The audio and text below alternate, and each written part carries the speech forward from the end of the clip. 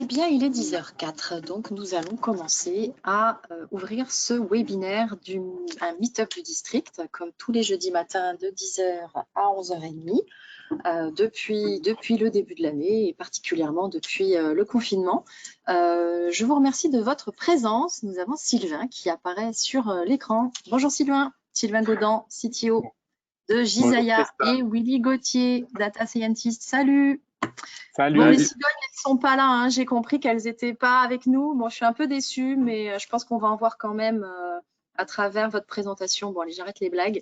Merci d'être présent. Merci de ce sujet qui va nous faire nous envoler sans jeu de mots vers de beaux sujets avec un outil qui s'appelle Arlas, dont vous allez nous parler, de GeoBig Data, traitement de l'information, traitement des éléments constituant de l'information. Donc aujourd'hui, une petite heure, 1h30 maximum. Je m'appelle Christa, je m'occupe de la coordination du district et j'anime les meet-up pour mettre en valeur des solutions innovantes des entreprises qui nous rejoignent. Et aujourd'hui, c'est Gisaya. Allez, je vous laisse la parole, Sylvain et Willy, et c'est à vous. Merci Christa. Alors, est-ce qu'on voit mon écran? Pas encore. Merci beaucoup Christa de nous avoir invités. Merci au district. La présentation doit charger, ça devrait venir. Pas de souci. Alors, je vais couper maintenant la caméra, maintenant que tout le monde sait à quoi je ressemble. Hop. Voilà. Tu laisses Willy?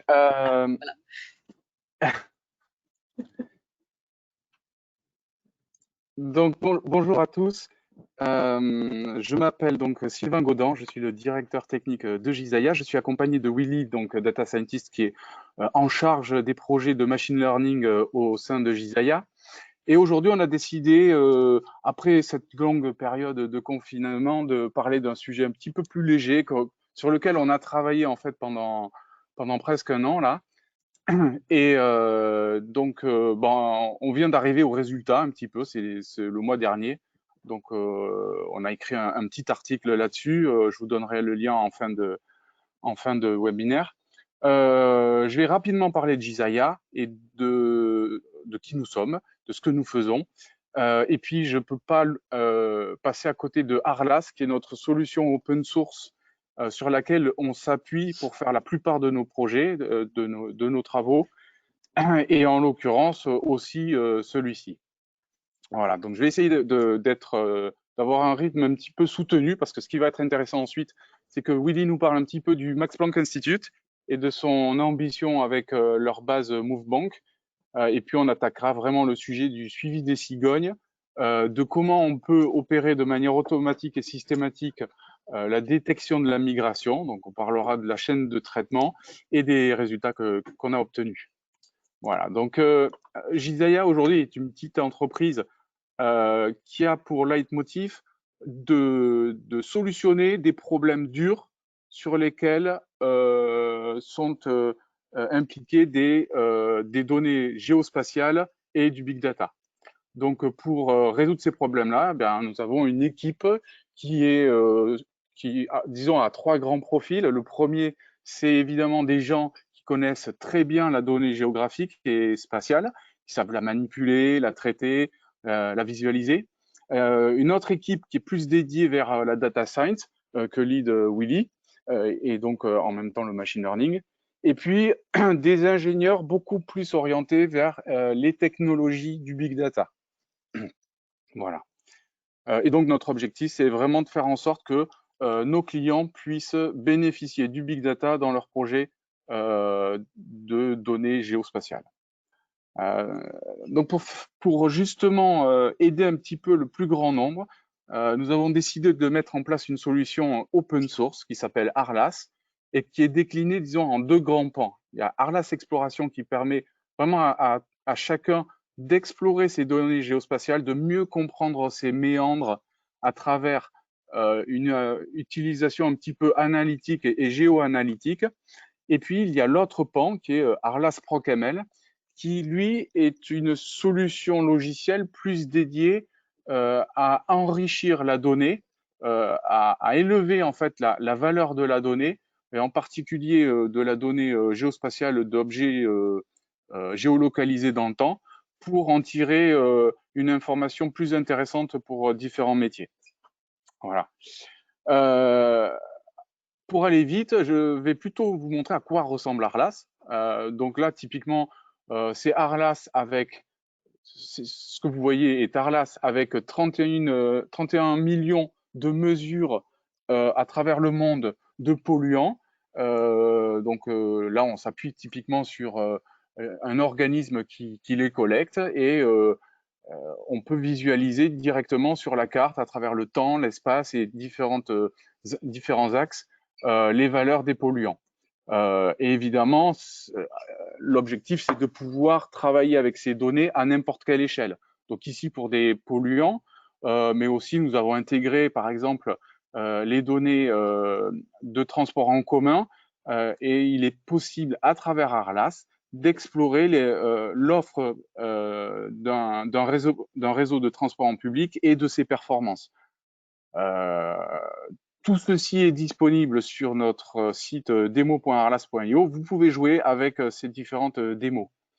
De la même manière, Airbus Defence and Space, à travers le projet SoBlue, a intégré Arlas pour son catalogue d'images satellites. Donc, Arlas permet de vraiment très simplement explorer des millions d'images satellites, de se promener dans ce grand catalogue. Le CNES est aussi aujourd'hui, Arlas est aussi appliqué aujourd'hui au CNES comme catalogue d'images satellites, et dans bien d'autres sujets et d'autres métiers. Sur demo.arlas.io, vous pourrez trouver aussi une autre démo où on met plus en valeur ici le géopositionnement des navires autour du Danemark. Donc ici, les petits carrés symbolisent en fait la géodistribution des navires à l'arrêt, et puis je peux demander évidemment à visualiser la géodistribution des navires qui sont en déplacement. Et donc là, je vois se dessiner un petit peu les grandes routes de trafic. Et puis, évidemment, à n'importe quelle échelle, je peux zoomer et me promener dans la data, et jusqu'à consulter non plus de la donnée agrégée, comme dans les deux écrans au-dessus, mais unitaire, comme on le voit sur ces deux écrans. Voilà. Sur le dernier écran qu'on voit, eh bien, on peut visualiser le positionnement des navires en fonction, par exemple, de leur type. Est-ce que c'est un bateau de pêche? Est-ce que c'est un cargo? Ainsi de suite. Alors, ce qui est intéressant avec Arlas, c'est qu'on peut vraiment visualiser, explorer la donnée telle qu'elle est. Maintenant, ce qui est intéressant aussi, c'est de faire en sorte que pour les données d'objets géolocalisés dans le temps, qu'on puisse en apprendre un petit peu plus. C'est-à-dire pas seulement où est-il à un instant T, mais je veux en savoir plus sur sa vie, sur ce qu'il fait, sur son activité. Et c'est là qu'entre en jeu Arlas ProCamel. L'idée, c'est en fait d'aller beaucoup plus loin avec la donnée de géolocalisation et d'apprendre beaucoup plus, non pas sur où est mon objet, mais sur ce qu'est mon objet, ce qu'il fait. Typiquement, ça s'applique à de nombreux domaines, hein, au suivi de conteneurs, d'outils, de navires, d'animaux, de bus, de camions. On a un client, par exemple, qui suit 200 000 camions et pour qui on applique ce genre pour qui on applique Arlas ProCamel. Donc l'idée, c'est d'avoir justement des indicateurs, non pas sur où il se situe à un instant T, mais d'où il vient, où il va, combien de temps il voyage, est-ce qu'il est dans une zone dangereuse, combien de kilomètres il a parcouru, et ainsi de suite. Et ça, pour n'importe quel type d'objet. Donc, ce qui est mis en œuvre pour passer de cette donnée brute d'objets, enfin de points, à une notion plus d'activité, eh bien, c'est une chaîne de processing, une chaîne d'algorithmes qui se succèdent et qui sont déployés sur une infrastructure big data pour pouvoir traiter justement des milliards de points et en dériver en fait les activités. Voilà, donc on a un grand nombre d'algorithmes qu'on peut enchaîner les uns aux autres en fonction du profil des données. Est-ce que les données ont besoin d'être nettoyées, de retirer des données aberrantes, de supprimer un petit peu de bruit. Voilà, on a toute une série d'algorithmes qu'on peut activer ou désactiver. Concrètement,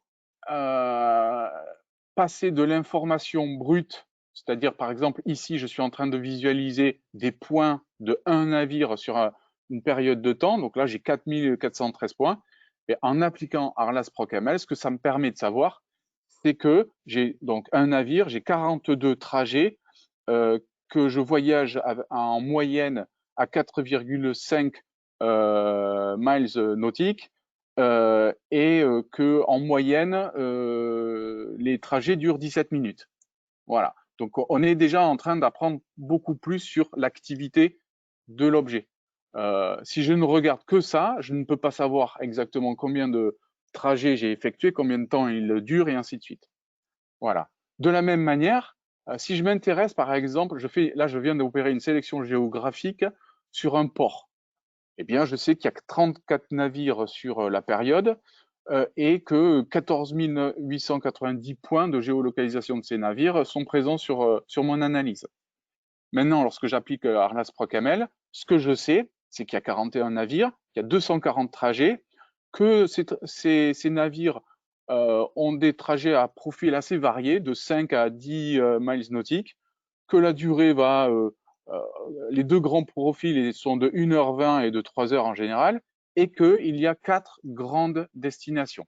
Donc ça permet aussi justement d'identifier les origines et les destinations, de constituer ce qu'on appelle des matrices origine-destination. Donc tout ça, c'est la base sur laquelle nous nous appuyons pour l'ensemble de nos projets. Et en l'occurrence, nous avons eu une sorte de side project qui nous a tous enthousiasmés à Gisaya, et c'est pour ça qu'on voulait vous en parler aujourd'hui. Et maintenant, Willy va justement vous rentrer dans le vif du sujet. Merci Sylvain. Donc maintenant que Sylvain vous a présenté un peu les différents outils que propose Arlas, on va voir ensemble comment on a pu utiliser Arlas pour explorer les déplacements des cigognes et pour venir étudier leur migration. Alors l'histoire elle commence en Allemagne où le Max Planck Institute, qui est un institut de recherche ce qui étudie le comportement des animaux, mène de nombreuses études pour surveiller toute la faune de la planète.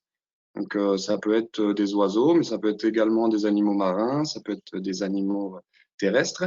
Et donc, leur objectif à travers toutes ces diverses études, c'est de mieux comprendre leurs agissements et de mieux comprendre leur manière de vivre et également d'identifier si on observe des changements dans leur comportement, essayer d'en chercher la cause et notamment d'étudier l'impact du changement climatique. Donc évidemment, c'est un institut qui utilise des méthodes classiques pour surveiller les espèces, des méthodes de comptage pour les oiseaux par exemple, ils peuvent venir baguer les oiseaux. Mais récemment, ils ont aussi mené de nombreuses études en venant ajouter des puces GPS sur les oiseaux et sur divers animaux pour pouvoir vraiment suivre leurs déplacements. Et c'est là que nous, ça nous a vraiment intéressés, c'est que comme Arlas permet vraiment d'explorer la donnée géographique, on a voulu un peu mettre en perspective ces données de déplacement d'animaux. Donc, attends, pardon, Sylvain. Rapidement, juste un dernier point. Et l'homme qu'on voit à l'image, c'est le docteur Martin Wikelski. C'est le directeur de ce laboratoire et c'est quelqu'un avec qui on a été en contact et qui mène des études très intéressantes, notamment celle qui va suivre. Donc, le Max Planck Institute, ils ont lancé un gros projet, une plateforme de données qui s'appelle MoveBank, où en fait ils vont venir recenser et archiver un grand nombre de données, un grand nombre d'études menées à travers le monde. Et donc leur objectif, c'est de venir recueillir une grosse base de données de mouvements d'animaux, c'est de favoriser la collaboration entre les chercheurs pour que chacun puisse savoir un petit peu où sont menées les études et s'il y a des études assez proches qui sont réalisées, de pouvoir combiner les jeux de données également s'il y a des études où les données peuvent servir également à d'autres projets, ça peut être intéressant. Bon, l'idée, c'est de promouvoir l'open data et de permettre au public un peu de savoir, de venir explorer ces données-là et de savoir les études qui sont menées. Et nous, dans notre cas, ça nous a permis d'avoir un peu une idée des différentes études réalisées. Après avoir étudié un peu les données qui étaient disponibles, on s'est intéressé particulièrement aux cigognes. Alors, les cigognes, c'est c'est des oiseaux de la famille des échassiers. Donc, comme vous pouvez voir, ils ont un plumage plutôt blanc avec le bout des ailes noires. C'est des oiseaux qui sont carnivores, donc qui se nourrissent principalement d'insectes, de mollusques, mais aussi de poissons, de petits amphibiens. Et, euh, pour s'assurer d'avoir de la nourriture et de pouvoir donc prendre des forces toute l'année, c'est des oiseaux qui ont tendance à effectuer de grandes migrations. Et les cigognes ont tendance donc à venir l'hiver descendre en Espagne, descendre en Afrique et certaines descendent même jusqu'en Afrique du Sud. Donc, on avait des grandes amplitudes dans les déplacements grâce à ces migrations. Et donc, c'est un comportement qui est particulièrement fascinant à étudier. Et c'est un trajet qui est dangereux parce que on a une forte mortalité au sein de ces migrations. Et du coup, c'est vraiment des déplacements qu'on a voulu pouvoir étudier plus en détail grâce à Arras. Donc, les chercheurs qui ont réalisé l'étude viennent installer des petites balises GPS, comme on voit ici.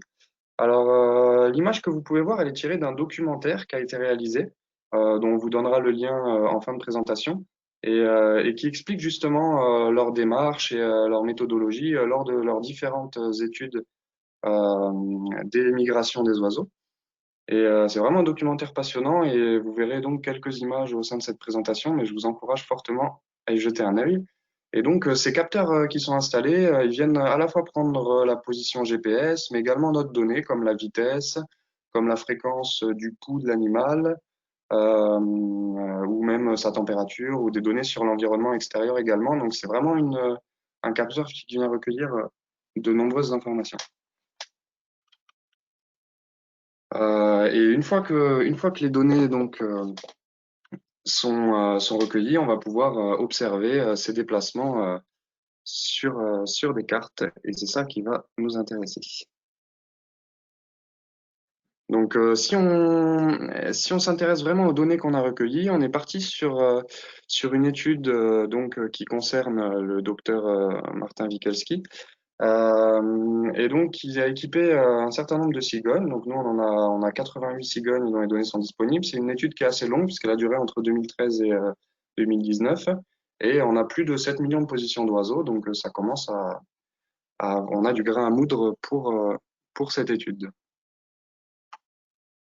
Donc, une fois que ces données ont été récupérées, je reviendrai plus en détail dessus, mais on va pouvoir les étudier dans Arlas. Et donc, on peut voir ici un peu l'amplitude de ces données. Donc, on voit ici qu'on a 80 oiseaux disponibles. On a des données qui se situent globalement entre le sud de l'Allemagne, la Suisse et l'Afrique de l'Ouest. Et donc, on a évidemment des très grandes distances qui sont parcourues par les oiseaux. Et donc, Arlas, ça permet vraiment de pouvoir apprécier un peu cette distribution des données. Et on va pouvoir naviguer dans l'application pour pouvoir encore mieux explorer plus individuellement les déplacements de ces cigognes. Donc, ce qu'on peut voir, c'est que les cigognes, dans leur manière de voler, on sait qu'elles utilisent les courants d'air chaud pour gagner de l'altitude. Et, euh, et donc, c'est quelque chose qu'on va pouvoir également voir dans Arlas grâce à ces serpentins. Et donc, voilà, Arlas permet vraiment, une fois qu'on a sélectionné suffisamment la donnée, de pouvoir basculer d'un mode agrégé où on voyait l'ensemble des déplacements à vraiment les déplacements réalisés par chaque individu. Et ici on a coloré ce déplacement par l'altitude, ce qui nous permet donc de voir que l'oiseau gagne en altitude grâce à ces tourbillons. Les cigognes, c'est également un oiseau qui vole en groupe et lors de leur migration, ils ont tendance à effectuer. Et donc, c'est aussi quelque chose qu'on peut voir dans Arlas parce que les chercheurs ont équipé plusieurs cigognes de ces capteurs et donc on voit vraiment que elles ont tendance à effectuer des trajets vraiment ensemble. Et ça leur permet, le fait de faire des vols groupés, ça leur permet également de moins se fatiguer. Et donc ici, on peut voir que dans Arlas, on a coloré un peu différemment et cette fois, on voit plus l'altitude, mais on a une couleur par animal. Euh, ce qui permet de bien explorer. Donc, lors de leur passage, en fait, on a une sorte de goulot d'étranglement à Gibraltar. Et ce qu'il faut savoir, c'est que les cigognes, euh, c'est un animal qui peut pas décoller depuis la mer. Et du coup, pour elles, elles ont tendance à toujours voler au-dessus de la terre. Et c'est particulièrement dangereux de voler par-dessus des grandes étendues d'eau. Donc le passage de Gibraltar, c'est quelque chose qui est une étape très compliquée. Il y a beaucoup de cigognes qui en meurent. Euh, et donc elles ont tendance à prendre des forces avant de traverser et de voler en groupe en espérant arriver jusqu'au bout. Et ces déplacements, on va être également capable de les voir dans Arlas. Et si on observe bien, on peut voir que ici, nos trajets sont colorés en fonction de l'altitude. Donc, bon, il y en a un certain nombre. Mais on peut voir qu'en fait, les altitudes ont tendance à décroître au fur et à mesure. En fait, elles gagnent en altitude avant la traversée et après, elles vont essayer de tenir jusqu'au bout. Et en général, elles vont arriver assez exténuées. Donc, comme je vous l'ai dit, c'est un voyage qui est assez périlleux. Et il y a beaucoup particulièrement chez les jeunes cigognes, pardon, il y a beaucoup de cigognes qui meurent pendant ces trajets. Et les chercheurs estiment à peu près à 2 tiers des jeunes cigognes qui meurent avant leur 1 an, justement parce que ce trajet est très dangereux. Et bah, c'est quelque chose aussi qu'on peut voir sur Arlas, c'est que malheureusement, régulièrement, on a des cigognes où le trajet va s'arrêter en un point et ils vont stopper des mètres au bout d'un certain temps. Et on peut considérer que la cigogne est décédée. Donc ici, on a un trajet dans le sud de l'Espagne et ici, on a un trajet en Afrique, donc enfin une fin de trajet pour le coup. Et donc, il y a différents endroits de leur traversée qui sont particulièrement dangereux pour elles. Donc, si on revient un peu à l'ensemble des traces, on peut vraiment observer ce phénomène de migration. Ce qu'on va chercher à faire, c'est à essayer d'identifier automatiquement ces migrations, parce que c'est quelque chose qu'on voit à l'œil nu. Mais par contre, parmi tout l'ensemble des déplacements de ces oiseaux, en fait, la partie vraiment migratoire, ça représente une petite partie de tout leur déplacement. Et c'est quelque chose qui n'est pas forcément évident à, à repérer automatiquement. Donc, si on considère le trajet d'un oiseau en particulier, par exemple, donc ici, on a choisi une cigogne qu'on appelle Angela, on peut voir vraiment son parcours ici, donc entre le sud de la France jusqu'à le centre de l'Espagne, la région de Madrid ici. Et donc, on peut observer un grand déplacement. Et ce qui va vraiment nous intéresser, enfin, ce qui va intéresser les chercheurs hein, en premier lieu, c'est de savoir quand est-ce que les oiseaux ils migrent dans l'année, à quel moment ils entament leur migration, mais aussi par où ils passent, pour connaître un petit peu les grands couloirs de migration de ces oiseaux. On veut savoir aussi vers où ils migrent parce que d'une année à l'autre, un oiseau peut migrer pas jusqu'au même endroit et descendre plus ou moins au sud selon différentes raisons qui sont parfois difficiles à expliquer et c'est un peu ce que les chercheurs essaient de déterminer. On veut savoir également où les cigognes s'arrêtent, on veut savoir est-ce qu'ils migrent à plusieurs, avec quels oiseaux ils migrent. Et donc, toutes ces questions-là, on va chercher à y répondre en détectant automatiquement la migration et après en explorant cette migration grâce à des analytiques qui seront rendues disponibles par Arlas. Et donc, cette première étape qui va être nécessaire, ça va être de détecter automatiquement sur quelle portion du trajet on considère qu'on est en phase de migration et sur quelle portion de ces trajets on considère que la cigogne ne se déplace pas et reste autour d'un certain point. Donc justement, le fait de pas se déplacer, en fait, les cigognes restent rarement complètement à l'arrêt et elles peuvent parcourir de très longues distances, mais en restant vraiment dans une zone très spécifique. Et nous, c'est ce qu'on va appeler l'activité locale. Euh, le fait que ce soit du local qui est en anglais, euh, ça nous permet de voir que les cigognes, souvent, elles ont un nid, une niche à un certain endroit et elles vont se déplacer tout autour pour venir chercher de la nourriture. Et donc, elles peuvent passer de très longs moments. Donc, des fois, ce déplacement vont être plus ou moins étalés autour de leur point de chute, mais elles vont passer de très longs moments à se déplacer et à chercher de la nourriture. Donc, ça va être vraiment pour l'activité locale. Mais après, quand on est en déplacement, c'est une activité qu'on va appeler le travel. Et là, cette fois, les cigognes vont avoir un déplacement qui va être plus linéaire, où cette fois, elles vont parcourir de grandes distances et elles peuvent parcourir des kilomètres sans nécessairement s'arrêter. Et donc ça, c'est le deuxième comportement qu'on va chercher à identifier.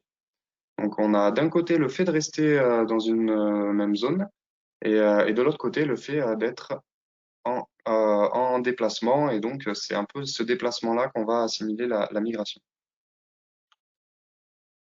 Donc ce qu'il faut aussi voir, c'est que parmi leurs trajets, les cigognes font quand même des pauses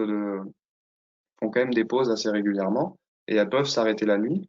Et donc, on se retrouve avec des arrêts, donc des moments qu'on va assimiler à une phase de déplacement local, mais qui vont finalement être assez peu étendus. La cigogne ne va pas nécessairement chercher à chasser tout autour de son lieu d'arrêt. Et donc, on a des déplacements, enfin, on a des arrêts assez courts et assez peu étendus, mais qu'il va falloir également pouvoir distinguer.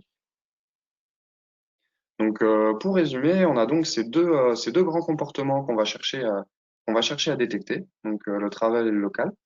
Ce qu'on va réaliser, c'est une détection automatique. On n'a pas des règles triviales parce que finalement, les cigognes, elles continuent à se déplacer, même dans leurs activités de travel. On ne peut pas seulement se baser sur les distances parcourues journalières. On ne veut pas forcément se baser sur la vitesse. Donc, il va falloir un peu se baser sur plusieurs indicateurs et venir les croiser. Et on a également une grande volumétrie des données. Donc, c'est quelque chose où c'est aussi l'intérêt de pouvoir détecter automatiquement pour mieux les étudier derrière. C'est qu'on on va pas pouvoir seulement établir ces comportements à la main. Et donc, tous ces points vont faire que le machine learning est évidemment une approche qui va être particulièrement appropriée pour faire cette détection automatique. Donc, on va partir sur une classification qui est supervisée, c'est-à-dire qu'on a bien défini nos comportements à étudier. Et on va chercher à venir créer des modèles de machine learning et à les entraîner pour venir reconnaître ces deux comportements. Donc, évidemment, une classification supervisée, ça nécessite la création d'un training set et d'un jeu d'entraînement.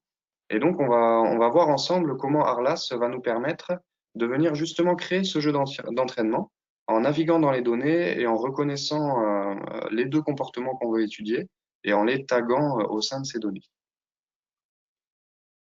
Donc, si on reprend l'ensemble de la chaîne de développement qu'on a utilisé pour ce projet, on a un peu cinq grandes étapes. Donc, d'abord, une étape de préparation, de manipulation de la donnée, où on va pouvoir récupérer les données dans un premier temps, je vais vous présenter ça un peu mieux, mais on va construire une notion de fragments, on va pouvoir les manipuler, les nettoyer si besoin, et donc venir reconstruire un peu les trajectoires à partir de seulement quelques points isolés qu'on a dans des données brutes. Ensuite, évidemment, l'étape préalable au développement de notre algorithme de machine learning, c'est la création du training set. Donc, je reviendrai dessus pour vous présenter les différents outils qu'on a pu utiliser. Ensuite, il y a une étape de feature engineering. C'est en fait, comme je vous disais, se baser seulement sur la distance ou différents indicateurs déjà présents dans les données. Parfois, ça va pas être suffisant à obtenir de bons résultats. Et donc, on va avoir besoin de venir créer en fait de nouveaux indicateurs à partir de ces données. Et pour donner en entrée de nos algorithmes de machine learning. Donc, je vais vous présenter également cela. Ensuite, il y a une étape de modèle sélection et de modèle tuning. Donc ça, c'est vraiment au niveau du choix des modèles et de paramétrisation de ces différents modèles. Donc, vous verrez un peu comment on a choisi nos modèles et comment on a pu les comparer entre eux. Et enfin, une étape de test et d'évaluation qui nous permet vraiment de quantifier les performances de ces modèles. Et donc, je vous présenterai un peu mieux les métriques utilisées et la manière dont, grâce à Arlas, encore une fois, on va pouvoir visualiser les résultats de ces détections de migration. Donc, si on commence par la préparation et la manipulation des données, on a une notion vraiment importante qu'on utilise dans l'ensemble de nos traitements d'objets en déplacement, c'est une notion de fragment. C'est-à-dire qu'à l'origine, on a des points localisés sur la carte qui sont donc les coordonnées GPS des différents objets ou dans notre cas des oiseaux qu'on manipule. Et donc la première étape, c'est vraiment de venir rassembler ces points entre eux, de venir reconstruire des trajectoires, de venir calculer différents paramètres comme les distances parcourues entre deux observations, les durées qui séparent les observations, ce qui nous permet également d'avoir une idée sur les tempos d'émission des données. Donc on est vraiment sur une phase de découverte de nos données. Et on va également pouvoir construire des géométries qui vont permettre de pouvoir les observer en fait dans Arlas et donc d'observer tous les trajets réels que vous avez pu voir dans les captures précédentes. Donc à la fin de cette étape, on est capable donc d'ingérer nos données dans Arlas et de pouvoir les visualiser et de les explorer comme vous avez pu voir. Donc grâce à cette exploration, on va pouvoir naviguer au sein des données et identifier les comportements qu'on veut détecter. Donc, dans notre cas, par exemple, on va vouloir repérer les moments où l'oiseau a une activité locale. Donc, ici, si on zoome suffisamment sur ces déplacements, on va observer vraiment toutes ces phases où l'oiseau se déplace autour du même point et effectue ses activités de pêche et de chasse autour. Et donc, on va pouvoir vraiment sélectionner très finement. Donc là, pour le moment, on a simplement zoomé sur la zone, mais après, ensuite, on va pouvoir appliquer des sélections géographiques ou même des sélections temporelles pour venir sélectionner précisément les parties qu'on va considérer comme du local. Et ensuite, grâce à une interface de tagging, on va pouvoir leur appliquer un label. Et donc, on va enrichir nos données d'un label qu'on aura identifié grâce à l'exploration avec Arlas. Et une fois que ces labels sont attribués, on va pouvoir, par exemple, les visualiser. Donc ici, on voit. Donc là, on est vraiment sur le jeu d'entraînement, hein. C'est des labels qu'on a attribués à la main. Et donc, on peut voir que l'oiseau a fait des petites pauses que vous pouvez voir sur la gauche et une pause qui a l'air nettement plus longue où il a pu chasser dans la région entre Lyon et Bourg-en-Bresse. Et donc, Arlas, ça nous permet également de pouvoir un peu valider nos résultats une fois qu'on a tagué pour vérifier qu'on n'a pas fait d'erreur et pour pouvoir déjà commencer à les explorer. Donc, une fois qu'on a ces données qui ont été enrichies par ces comportements qu'on est venu identifier, avant de donner ces données-là en entrée du machine learning, comme je vous ai dit, il va y avoir la nécessité d'enrichir ces données. Donc l'idée, c'est qu'à partir seulement d'un court déplacement, ça va être très compliqué de pouvoir identifier si on est dans une phase de migration ou si on est dans une phase de déplacement local. Et en fait, l'idée derrière ça, c'est d'essayer de recontextualiser chaque fragment, donc chaque petite portion de trajet, on va essayer de le recontextualiser parmi le déplacement qui l'entoure. Donc ça veut dire que on peut pas considérer chaque fragment indépendant. On va venir reconstituer les trajectoires et on va venir enrichir les fragments de données qui viennent de la trajectoire qui les entoure. Donc on va par exemple s'intéresser à des fenêtres temporelles autour de notre fragment. Et c'est-à-dire, on va considérer un déplacement d'une heure ou un déplacement de 12 heures ou en allant jusqu'à 20 jours. Et on va, parmi tous ces trajets autour de notre fragment central, on va venir calculer la distance parcourue, la distance à vol d'oiseau parcourue, même si, bon, évidemment, pour un oiseau, ce sera toujours un vol d'oiseau, mais entre le début et la fin de cette fenêtre temporelle. On va pouvoir estimer un indicateur, la straightness, qui va nous donner, qui est en fait le rapport de l'un sur l'autre et qui va nous donner un peu un coefficient de savoir si l'oiseau il s'est déplacé de manière rectiligne ou si il est globalement resté dans la même zone. Donc c'est un indicateur évidemment intéressant dans notre cas. On peut également calculer des variations d'angle dans la direction de l'oiseau, ce qui peut aussi nous intéresser. Et donc en fait, grâce à cette étape qui va être réalisé grâce à Arlas Proc, on va pouvoir enrichir nos fragments et donc donner en entrée à nos algorithmes de machine learning des données qui vont être plus pertinentes et qui vont mieux nous permettre de séparer nos deux comportements. Donc, pour avoir un aperçu de ces données, on a, vous allez voir, un tableau qui vient J'ai un petit recenser. problème technique.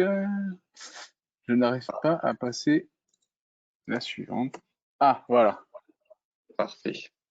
Bon, de toute façon, c'est pas cette slide-là n'est pas forcément très parlante, mais c'est pour vous donner un petit peu une idée donc de différents indicateurs qu'on a pu calculer et des valeurs qui sont en jeu.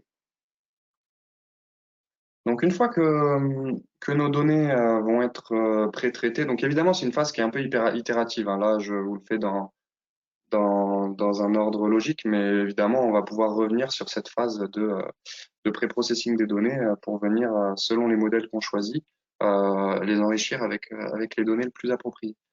Donc au niveau des choix du modèle, comme je vous ai dit, ce qui va être intéressant, c'est vraiment de considérer les déplacements dans leur ensemble et donc de considérer les trajectoires. Et pour cela, l'aspect séquentiel est vraiment important dans nos données. Et donc on a exploré différents types de modèles, mais les HMM, qui sont les chaînes de Markov cachées, et les LSTM, qui sont un type d'architecture de réseau de neurones récurrents. Ça va vraiment être des modèles qui vont prendre en compte cette séquentialité dans les données. Et donc, évidemment, c'est des modèles qu'on a testés dans cette étude. Mais on a également testé des modèles qui vont être plus classiques, comme les Naive Bayes, mais les Random Forest et XGBoost qui offrent de bonnes performances. Et c'est particulièrement pour ces modèles-là qu'il est important de réaliser ce pré-processing des données qui va prendre en compte à chaque fois l'environnement de chaque fragment et qui va en fait réaliser une sorte de convolution pour venir enrichir chaque fragment d'informations sur le déplacement qui l'entoure. Donc, au niveau du choix de ces algorithmes, donc on a pu tester différents, on a pu tester différentes combinaisons des features d'entrée, et évidemment, chaque algorithme a ses paramètres qu'on va chercher à optimiser. Mais du coup, pour pouvoir vraiment choisir l'algorithme qui offre les meilleurs résultats, il va nous falloir quantifier ces résultats en termes de prédiction. Donc, tout d'abord, comme dans tout projet de machine learning, il faut qu'on évite le problème d'overfitting, c'est-à-dire que les modèles collent trop aux données d'entraînement et qu'ils soient pas capables de généraliser par la suite. Donc pour cela, on a réalisé à chaque fois, pour peu importe le modèle qu'on a utilisé, la même manière de découper nos données. On a effectué une cross-validation où on va partitionner nos données en 5, dans notre cas, en 5 parties. Et à chaque fois, on va venir s'entraîner sur une partie des données et évaluer les résultats sur l'autre. Et donc, ça va nous permettre, on va venir moyenner toutes les métriques qu'on va utiliser, ce qui va nous permettre en fait d'avoir toujours la même manière de quantifier les résultats de classification. Ensuite, on a choisi différentes métriques qui vont se baser évidemment sur la matrice de confusion, c'est-à-dire de savoir si sur notre jeu d'entraînement, les comportements ont bien été détectés ou pas. Et donc là, on a différentes métriques, on a l'accuracy, mais on a également le recall et la précision qui sont particulièrement intéressantes. On a aussi la norme F1 qui est une sorte de moyenne des deux. En fait, comme on a des métriques, on a des classes qui sont pas équilibrées, parce que globalement, les oiseaux passent beaucoup plus de temps en local à rester autour du même endroit plutôt qu'à migrer.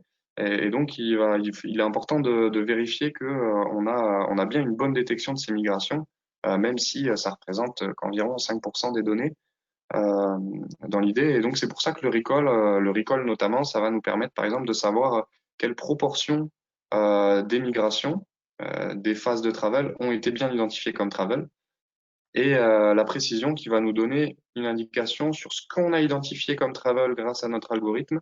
Est-ce que là, il y a une bonne proportion qui était du trajet réel ou est-ce que finalement il a classifié un petit peu n'importe quoi. Ça va être des indicateurs qu'on va devoir suivre pour chaque modèle.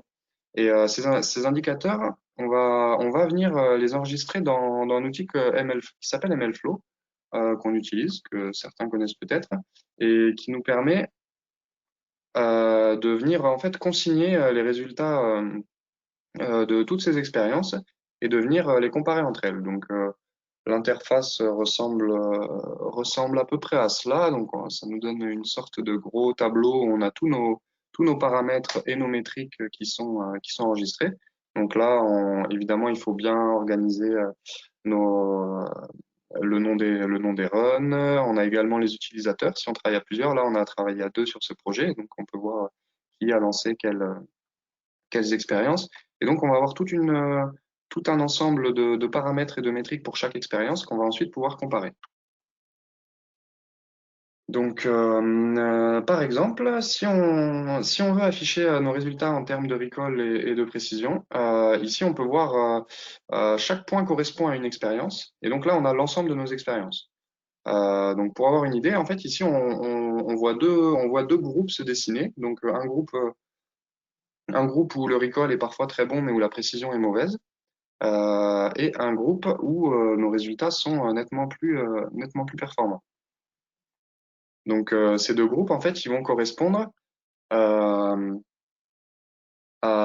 au modèle, au modèle LSTM à gauche, donc où finalement on n'a pas eu des résultats excellents. Alors que sur les modèles de Random Forest et XGBoost, grâce à notre pré-processing qui va un peu nous donner nos nouveaux indicateurs, finalement, ils obtiennent de bons résultats euh, qui seront explorables plus tard.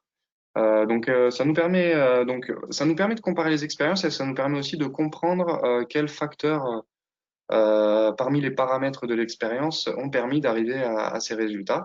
Et donc ici, par exemple, on peut afficher donc pour chaque trait correspond à une expérience en fait, et on peut afficher les différents paramètres. Donc là, ici, on voit bien que les modèles Random Forest et XGBoost, finalement, c'est vraiment eux, c'est vraiment ces deux choix de modèles différents qui offrent les plus grosses différences de résultats. Et donc, nous, ce qu'on va chercher à optimiser, en fait, c'est à la fois le recall et la précision, donc la norme F1. Et donc, on va plutôt s'orienter vers des modèles de Random Forest et XGBoost. Donc, en pratique, ça va être possible de visualiser les résultats dans Atlas. Donc, une fois qu'on a choisi, grâce à MLflow, les meilleurs modèles, ceux qui donnent des meilleurs résultats en termes des différentes métriques, on va venir vouloir voir évidemment à quoi ça ressemble une fois qu'on l'a vraiment appliqué aux trajectoires de ces oiseaux. Donc, dans notre cas, on a choisi un modèle de XGBoost que vous allez voir. Et donc, on a choisi de l'appliquer sur 26 oiseaux. Donc on a plus de 2 millions 5 portions de ces trajectoires d'oiseaux. Et donc, on va pouvoir visualiser les résultats de classification grâce à Arlas. Et donc, comme on avait vu précédemment sur le jeu de données d'entraînement, on va pouvoir voir sur quelle partie l'oiseau a été en déplacement, sur quelle partie il a été à l'arrêt. Et donc, ça nous permet vraiment de pouvoir appliquer des sélections, grâce à l'interface d'Arlas, de choisir par exemple seulement les parties qui vont être en local, choisir seulement les parties qui vont être en travel, et donc de venir euh, exploiter ces résultats pour venir étudier les migrations. Donc si on résume rapidement l'ensemble de de cette chaîne de développement de nos algorithmes de machine learning. Donc, on a d'abord un pré-processing des données, vraiment où on va avoir une découverte de la donnée où la partie traitement va être réalisée pour nous grâce à Arlas ProcML et où on va pouvoir explorer grâce à Arlas Exploration. Ensuite, cette partie de création du training set où on a vu que Arlas Exploration et Tagger, c'était vraiment un bon outil pour pouvoir créer ce training set grâce à ces outils de navigation. Et après, évidemment, chaque brique, en fait, ça va être assez flexible. Et par exemple, pour la partie feature engineering, évidemment, le fait d'utiliser Arlas ProcML qui va être distribué, ça va nous donner des calculs beaucoup plus pratiques, mais on peut aussi utiliser, par exemple, un notebook Jupyter pour venir traiter nos données si on n'a pas des données, si on n'a pas des quantités particulièrement importantes. Et donc, on peut réaliser comme ça des tests sur les données avant de vraiment passer à une architecture plus robuste au gros volume de données. Ensuite, c'est un peu pareil pour les modèles. L'entraînement et l'application des modèles, on peut le réaliser grâce à Arlas ProcML, ce qui va nous assurer de pouvoir les entraîner et donner les bonnes données en entrée sur des gros volumes de données, mais on peut également réaliser ça dans des notebooks en utilisant les librairies classiques. Et ensuite, pour la partie test et évaluation, on a vu que Arlas ProcML permettait donc d'évaluer, ça nous permet d'évaluer et de venir calculer ces métriques et ensuite de venir taguer les résultats dans Arlas et de pouvoir les explorer. Et on a aussi parlé de l'outil MLflow qui nous permet de comparer toutes les expériences entre elles. Donc tout ça, cette chaîne, en fait, on l'a fait dans un seul but, c'est de pouvoir identifier automatiquement sur quelle partie l'oiseau est en déplacement ou est sur des phases d'activité locale. Donc là, par exemple, si on s'intéresse à un oiseau dénommé Cookie, on voit tout son déplacement du sud de l'Allemagne jusqu'au Mali. Et donc cette fois, on a appliqué une sélection sur le comportement. Et ici, en fait, on a seulement la partie qui a été classée en travel. Donc c'est-à-dire que toutes les parties où l'oiseau s'est arrêté pendant un certain temps euh, et a et donc à effectuer des activités de chasse, de pêche, vont pas être comptabilisées. Donc ça va nous permettre en fait de voir par exemple ici la distance. Ah, pardon. Voilà, la distance qui a été parcourue par l'oiseau, qui ici est de 5500 km. Et donc, on va pouvoir voir, un peu identifier pour chaque oiseau, même pour une population d'oiseaux, les distances parcourues lors de leur migration, ainsi que l'évolution de ces distances dans le temps, éventuellement. Donc, ça, c'est une première étape qui va nous permettre vraiment de pouvoir s'affranchir de toutes les parties où l'oiseau évolue au sein du même périmètre. Ça va également nous permettre, là on s'est intéressé à plusieurs oiseaux, je pense qu'on en a 5 ou 6, et donc on a choisi que leur partie en travel, donc en migration. Et donc là, ce qu'on peut voir sur la timeline que vous voyez en bas, c'est les différents pics qui correspondent au moment où les oiseaux ont effectué ces migrations. Donc ici, on a donc un pic sur deux, en fait, c'est le pic rouge. C'est celui qui va correspondre à chaque année à la descente vers le sud. Donc c'est en général cette migration, elle s'effectue en fin août, début septembre. Il faut savoir que les cigognes jeunes partent avant leurs parents. Elles commencent à entamer la route et elles attendent les cigognes plus expérimentées ensuite sur des phases comme à Gibraltar par exemple, dont on parlait tout à l'heure. Mais du coup, ça peut être donc ces déplacements peuvent être un petit peu étalés dans le temps. Euh, mais du coup, ça va être ce déplacement vers le sud va être toujours à la même période de l'année. Et ensuite, on a une remontée, donc qui vont être représentés par les pics entourés par les cercles bleus, où là, ça se situe plutôt tous les ans entre février et avril. Donc, février, mars, avril. Et en fait, les oiseaux remontent, ça se passe au printemps, et les oiseaux remontent dans le nord pour venir pondre leurs œufs et effectuer la nidification. Donc ça, on l'a grâce à Arlas. Donc après, si cette fois, on s'était intéressé donc aux phases de déplacement, donc de travel. Mais ici, si on choisit les activités locales, cette fois, on va venir s'affranchir de tous les déplacements qui correspondent à la migration. Et du coup, cette fois, ce qu'on va venir récupérer, c'est vraiment seulement tous les lieux où les oiseaux sont restés un certain temps. Donc là, si on s'intéresse au sud de la France, on voit apparaître deux grandes régions. Donc d'abord la Camargue, qui est donc une zone très marécageuse euh, où, euh, où il y a de nombreux marais salants. D'ailleurs, il y a beaucoup de flamants roses là-bas. Et donc les cigognes font une étape ici pour se nourrir euh, des petits mollusques qui peuplent ces marais. Et on a également une zone assez importante autour de Sijan. Donc, il y a une réserve africaine là-bas, et c'est une réserve qui accueille souvent les cigognes sur leur migration. Et donc ça va vraiment, le fait de savoir exactement où est-ce que les oiseaux se sont arrêtés et ont passé du temps, ça va nous permettre comme ça d'identifier des zones où ces oiseaux s'arrêtent pendant leur migration, et donc des zones qu'il va potentiellement falloir protéger ou de limiter les risques pour eux. Donc sur la même idée, on voit également ici dans le nord de l'Espagne, pas très loin de Barcelone, on voit qu'il y a une zone qui prend beaucoup d'importance. Donc je connais pas cette zone en particulier, mais ce que j'ai pu voir dans le documentaire, que je vous invite d'ailleurs encore une fois à y jeter un œil, c'est que les cigognes, elles s'arrêtent à des endroits où elles peuvent trouver de la nourriture. Et étonnamment, euh, il y a certains de ces endroits, et il paraît qu'en Espagne et au Maroc, il y en a un grand nombre, c'est que les cigognes s'arrêtent dans des décharges, et elles trouvent beaucoup de nourriture dans les déchets. Donc c'est des endroits qui peuvent être assez dangereux pour elles, parce qu'elles peuvent se coincer les pattes au milieu des détritus, et elles peuvent s'intoxiquer éventuellement. Mais du coup, le fait de savoir où est-ce que les cigognes s'arrêtent, et de croiser un peu avec la topologie des lieux qu'elles traversent, ça peut permettre également de mieux les protéger, et de mieux comprendre pourquoi elles font ces étapes sur leur déplacement. Voilà, vous avez vu, donc je vous ai montré dans les grandes lignes donc cette détection des migrations, et l'utilisation que peuvent en avoir ensuite les chercheurs, mais évidemment, on n'est pas vraiment des ornithologistes.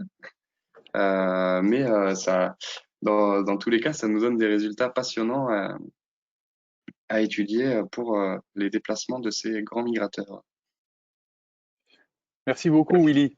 Donc, qu'est-ce qui nous attend maintenant? Donc, on a eu les résultats là il y a peu de temps.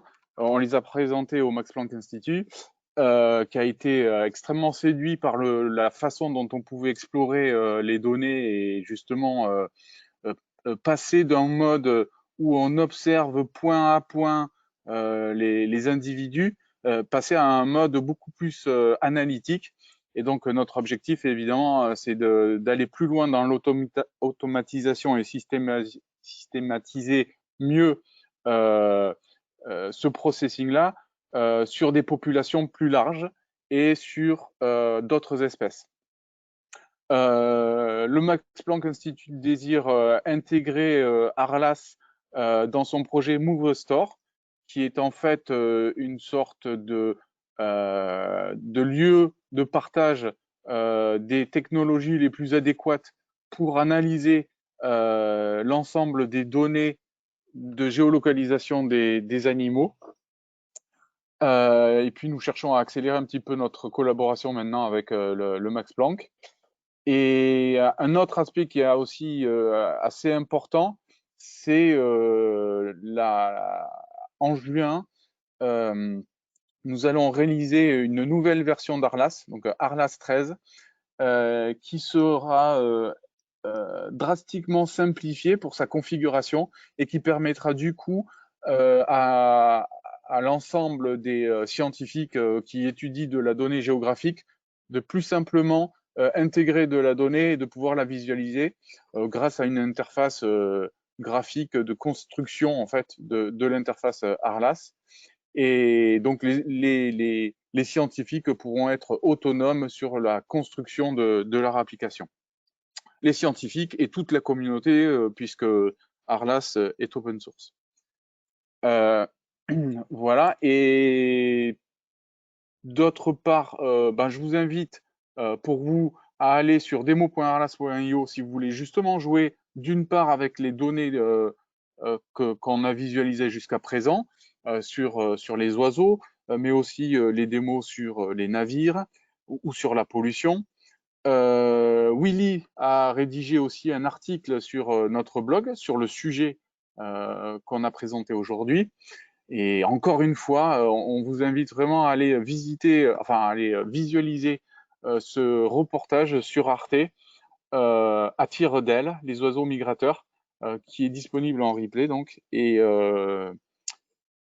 où vous retrouverez pas mal de choses qui ont été présentées aujourd'hui. Voilà. Je vous remercie. Je remercie aussi encore une fois Christa pour son invitation. Je vous invite aussi à nous contacter si vous avez des questions et à nous suivre pour si vous voulez être au courant justement de l'actualité sur ARLAS et sur ces nouvelles versions qui vont arriver d'ici peu. Merci. Merci Sylvain, merci Willy pour cette passionnante présentation. C'était vraiment un très joli sujet et une très belle explication de votre outil, de vos outils pour suivre ces cigognes.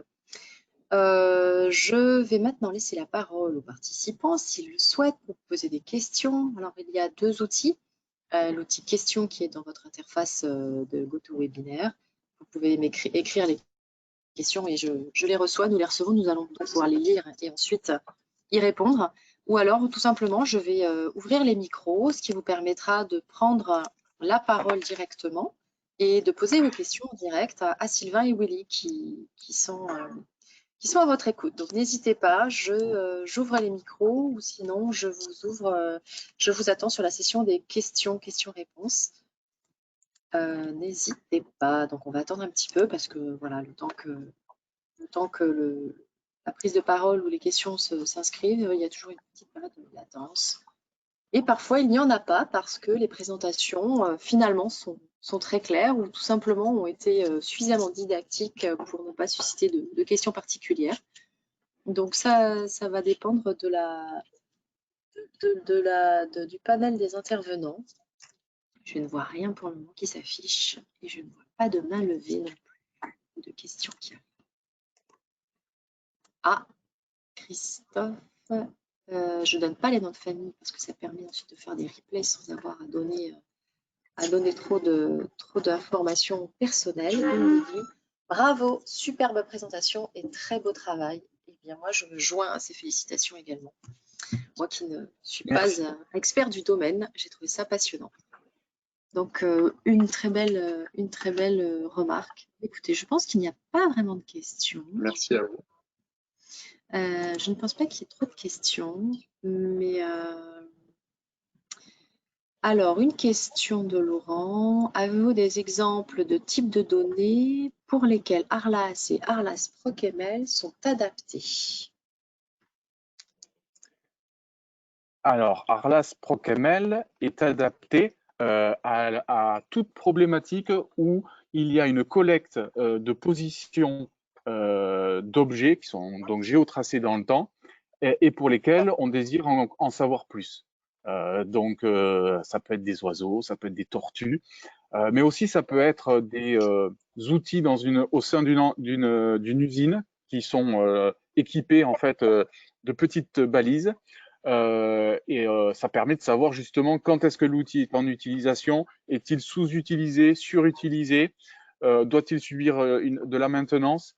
Ça peut être, donc je le disais tout à l'heure, on a un client qui suit 200 000 camions et qui a besoin d'avoir une connaissance globale sur les flux qui sont opérés, donc pour connaître justement les matrices origine-destination. Ça peut être pour comprendre lorsque des bateaux on mène une activité de pêche ou non, et donc de détecter en fait les espaces de pêche qui sont possiblement en plus protégés ou pas. Voilà, donc dès qu'on veut en savoir plus sur l'activité d'un objet géotracé, Arlas PROCaml est intéressant. Arlas Exploration est intéressant pour tout type de sujet où à un moment donné, on a une géolocalisation de la donnée. Voilà, j'espère que ça répond à la question. Je pense que oui. Merci beaucoup, Sylvain. Merci à vous tous. Eh bien, je pense que la session de questions-réponses va être courte, mais encore une fois, ça ne préjuge pas de la qualité du tout de la présentation. Je pense qu'au contraire, elle a été d'une grande limpidité et donc nous avons tous eu suffisamment d'explications et encore une fois, bravo, c'était passionnant. Et puis nous irons regarder ce reportage de la chaîne Arte. Et on nous un petit message qui arrive, solution passionnante. Une question, avez-vous engagé des analyses avec des datas issues d'autres sources telles que la source météo par exemple? Alors il est vrai que nous aimerions réellement croiser mieux ces données avec d'autres sources de données, pour contextualiser en fait ce comportement. Donc sur la météo, Willy parlait tout à l'heure des décharges, certaines sont géoréférencées. Est-ce qu'on peut justement croiser ces données-là, les données aussi, bon, il y a toute les données aussi sur les modèles numériques de terrain pour comprendre justement lorsqu'elles vont devoir se préparer à monter en altitude. On n'a pas eu l'occasion encore de croiser les données et c'est justement un des objectifs vis-à-vis de la collaboration qu'on aimerait pousser un petit peu plus avec le Max Planck, c'est de contextualiser mieux cette donnée en fait qui a été collectée. Mais soit dit en passant, les capteurs qui sont sur les oiseaux mesurent un nombre assez épatant de ouais, donc on a la fréquence cardiaque de l'oiseau, la température, le vent, c'est vraiment assez épatant. Voilà. Là, je crois que ça fait un peu partie de leurs objectifs d'équiper de nombreux animaux de divers capteurs pour après pouvoir justement intégrer ça même dans le sens inverse, à venir faire des prédictions météo, parce que souvent on remarque qu'il y a différentes espèces d'oiseaux qui arrivent à anticiper même certaines catastrophes, certaines gros événements météorologiques. Et du coup, c'est vrai que c'est des choses qui vont être très liées et de pouvoir croiser tout ça, ça peut être très Voilà. intéressant. Comme dit Willy, il y a l'observation de la Terre par satellite et il y a aussi l'observation de la planète à travers le comportement des animaux. Ce qui ouvre d'autres perspectives, hein, ce qui est assez rassurant aussi. Non, c'est parfait. Merci donc pour cette réponse, ces réponses. Et nous attendons, nous allons voir s'il y a une autre question qui apparaît sur l'écran. Sinon, je vais commencer à tout simplement vous... Ah, une autre question de Christophe. Le MPI a-t-il travaillé sur des animaux marins également? Alors, qui veut prendre la réponse? Willy. Il me semble, alors j'ai plus en tête exactement parce qu'il y a de nombreuses études qui ont été réalisées. En fait, à l'origine, c'était le Max Planck Institute of Ornithology, donc qui était vraiment spécifique aux oiseaux. Donc il y a une grande majorité des études réalisées qui traitent les déplacements des oiseaux. Après, justement, ils ont voulu changer un peu ça et donc de généraliser un peu plus parce que finalement, l'analyse des trajectoires des déplacements d'animaux, c'est pas que spécifique aux oiseaux et au niveau des, enfin, ça va être très intéressant pour eux d'équiper également des animaux sur Terre et des animaux marins. Alors, j'avoue que j'ai pas en tête exactement les études qu'il peut y avoir sur les animaux marins, mais je pense qu'ils en ont réalisé. Mais je suis pas catégorique dessus. Faudrait vérifier. En tout tout cas, si eux ne l'ont pas fait, il y a des chercheurs qui font ça, de venir poser des balises sur des animaux marins et étudier leur déplacement. Ça existe, mais c'est vrai que je me suis peut-être avancé un peu, je suis pas certain. Eh bien, on ira vérifier, tout simplement. Merci beaucoup, Willy. Eh bien, je vais vous remercier tout simplement à nouveau et vous souhaiter une très belle continuation. On va clôturer le webinaire, clôturer le Meetup District et on va souhaiter à tout le monde une très très belle journée sous le beau soleil de la région Occitanie et je l'espère pour ceux qui sont peut-être pas en Occitanie, un aussi beau temps. Et qui sait, bon alors elles sont déjà remontées les cigognes si j'ai bien compris, hein, donc on va pas en voir dans le ciel, c'est bien dommage. Mais bon, on les regardera avec un autre œil la prochaine fois qu'on en croise une. Je vous souhaite une très belle journée et à très bientôt pour un autre meet-up. Merci, à bientôt. Beaucoup, bonne Au revoir. journée.